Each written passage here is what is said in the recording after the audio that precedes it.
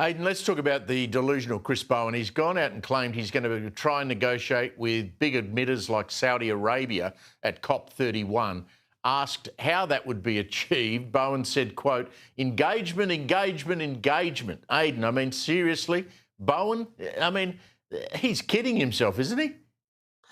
Yeah, you can't imagine what that sort of engagement would look like. If you go to a place like Saudi Arabia, who, like us, make a lot of money by exporting their very rich natural resources, and they have a lot of oil in particular, and they also burn, like us, some of their own fossil fuels to supply their own electricity, oil in particular.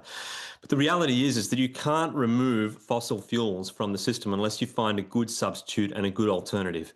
And Saudi Arabia would probably say to Chris Bowen, look, we're actually investigating nuclear to reduce our own consumption of some of those fossil fuels.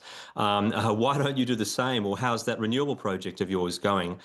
So I just can't imagine how that negotiation plays out. But the reality is that even aside from electricity, there's just no way to phase out fossil fuels without a catastrophic living standard collapse.